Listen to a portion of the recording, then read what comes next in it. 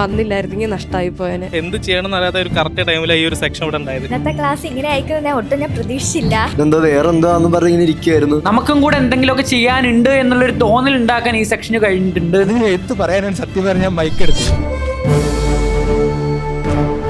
Class കഴിഞ്ഞപ്പോഴാണ് മനസ്സിലായത് ഞാൻ ഇത്രയും നാൾ ഫോളോ ചെയ്തുകൊണ്ടിരുന്ന ഫുള്ള് തെറ്റായിരുന്നു. ഓരോ വർഷവും ലിസ്റ്റിൽ വരുന്നുണ്ട്, പക്ഷേ അത് നല്ലൊരു റാങ്കിൽ വരുന്നില്ല. ഞാനൊരു കോച്ചിങ് ഇൻസ്റ്റിറ്റ്യൂട്ടിൽ പഠിക്കാൻ പോയിട്ടുണ്ട്. അവിടെ സ്റ്റുഡന്റ് പാർട്ടിസിപ്പേഷൻ വളരെ കുറവാണ്. ഒറ്റയ്ക്ക് നിന്ന് പഠിക്കുക എന്നുള്ളത് ആരെങ്കിലും കൂടെ ഉണ്ടായിരുന്നെങ്കിൽ എന്ന് തോന്നും. റെഗുലർ ആയിട്ട് പഠിച്ചാലും കൂടി ഇതിലേറെ എക്സലന്റ് ആയിട്ട് നമ്മളെ മുന്നിൽ കുറെ പേര് എത്തുന്നു മനസ്സിലായി. എത്രയും പെട്ടെന്ന് ഈ പരിപാടി തീർത്ത് ജോലി ഇട്ട് ഇവിടുന്ന് പോവാ. Kerala PSC success accelerator. Kerala PSC success accelerator.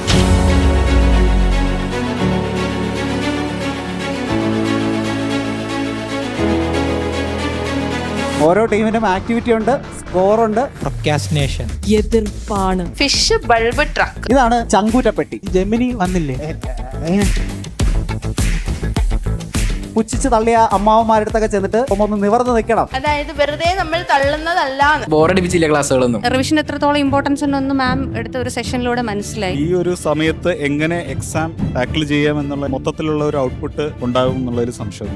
ഞാൻ ആക്ച്വലി മൂന്നാറിൽ നിന്നാണ് വരുന്നത്. എനിക്ക് ഭയങ്കര സെക്കൻഡ് തോട്ട്സ് ഉണ്ടായിരുന്നു, പക്ഷെ എനിക്ക് ഭയങ്കര വർത്തിട്ടായിട്ട് തോന്നി. പ്രത്യേകിച്ച് ഇതിനെ കുറിച്ചുള്ളതും ഇതുവരെ യൂസ് ചെയ്തല്ല, ഇതിനപ്പുറത്തേക്കുണ്ട് എന്ന് മനസ്സിലായി. ഓരോ എയിം എന്ത് പേർപ്പസിന് യൂസ് ചെയ്യാന്ന് പറഞ്ഞതും വളരെ യൂസ്ഫുൾ ആയിട്ട് എനിക്ക് തോന്നി. പേഴ്സണലി പറയുകയാണെങ്കിൽ എനിക്ക് ഒരു ചൂട് കൂടിയിട്ടുണ്ട്. കയറി പോവാന്നുള്ളൊരു വിശ്വാസം ഇപ്പൊ ഉണ്ട്. പിന്നെ എങ്ങനെ പഠിക്കണം എന്നുള്ളതിനെ കുറിച്ചും ആവശ്യമുള്ള എല്ലാ കാര്യങ്ങളും ഒരുമിച്ച് കിട്ടിയതുപോലെ എനിക്ക്